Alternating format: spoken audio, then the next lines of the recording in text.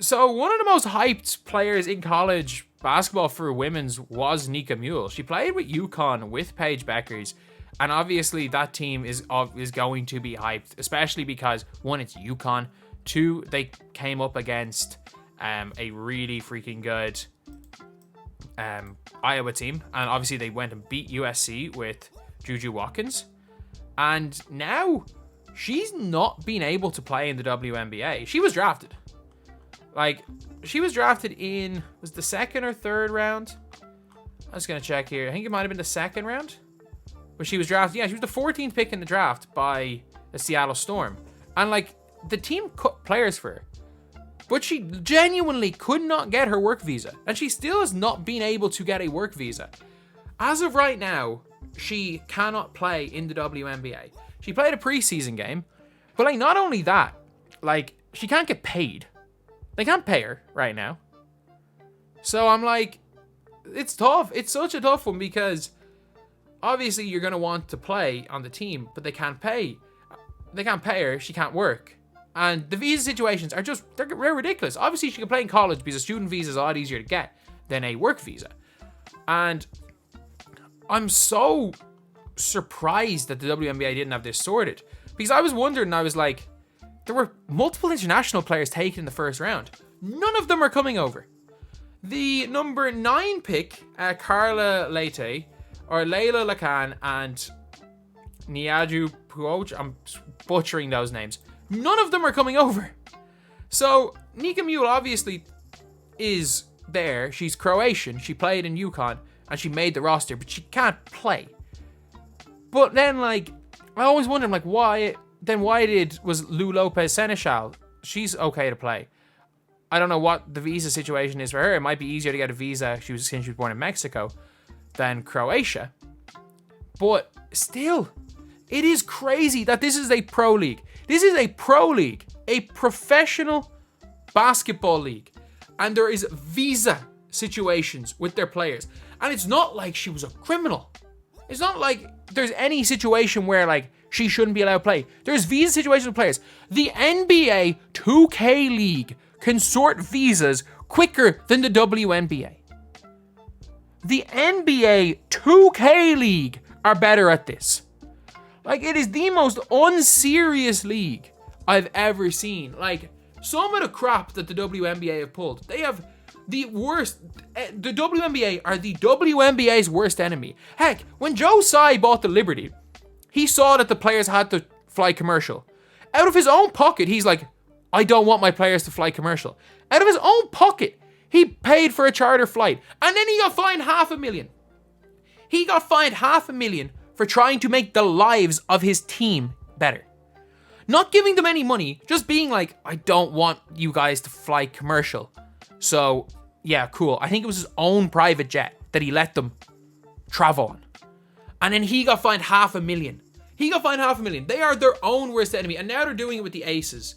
Literally a team getting a sponsorship because they're a good enough team that people want to sponsor them. They are their own worst enemy. And now Nika Muhl, one of the most popular rookies in the entire league, cannot get a visa. And it's not like she was ever not going to be drafted. It's been a month. It's been a month. Surely there's a way to expedite it. Because you do realize NBA players that are international players come over within a month for Summer League.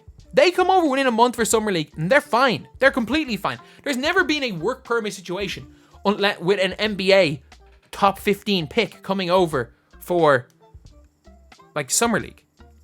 So surely the NBA should have lawyers on retainer. Surely something. Surely this shouldn't happen. This should not happen in a league. This is meant to be the top professional league in the world.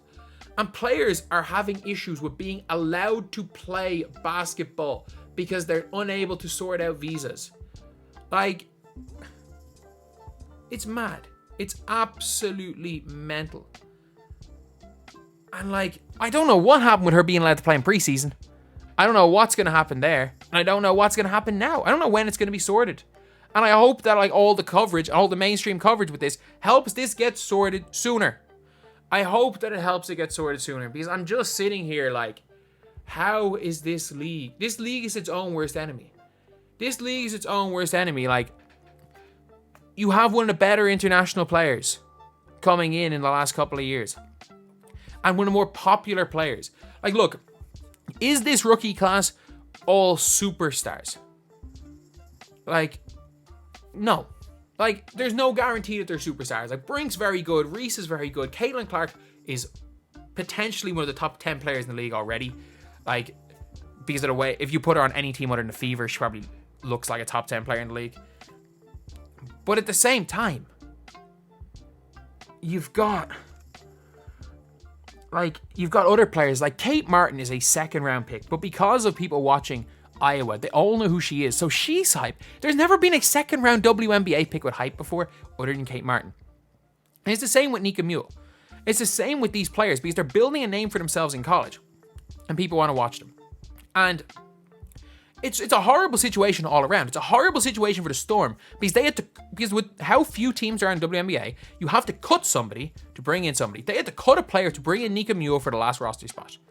It's not like the NBA, where you can send people on two ways, where you can have 15 roster spots and a bunch of guys on two ways. You can call up G League players. It's not like that. You have your 12, and if you want to bring someone in, you cut somebody.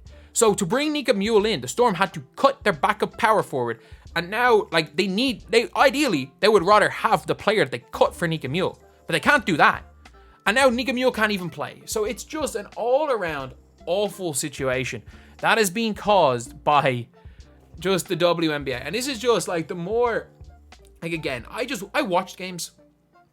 I've watched probably more WNBA prior to this year than like 95, or not, I wouldn't say 95%. 95% of the general population. Yeah, I agree. I would watch 10 to 15 games a year, and I have for years.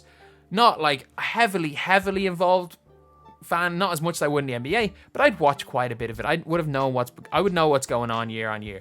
And I just didn't know how bad some of the stuff was. Now that I'm looking at it, and I'm like, the WNBA don't want their league to succeed. The WNBA don't seem to want their players to succeed. I don't know what's causing it. It's like, anytime something or someone or something good happens in the WNBA, it seems like the league is trying to sabotage it.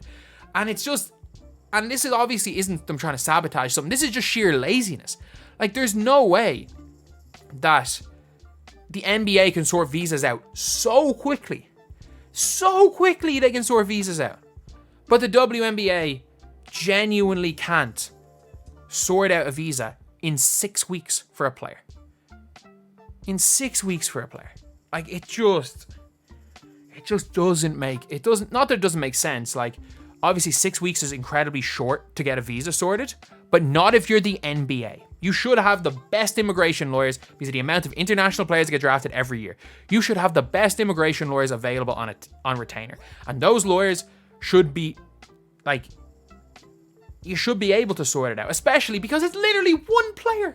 It's literally just one player. It's not like you're bringing in 15 international players, shipping half of them to the G League, half of them being drafted and stashed, but still probably have to have visas. Like, it's not that complicated. And also the fact that you literally sort it, it's also fine with the 2K League. The 2K League are better. The 2K League do it better. Regardless of the NBA, the 2K League are better at getting people sorted out with visas than WNBA. That doesn't make sense.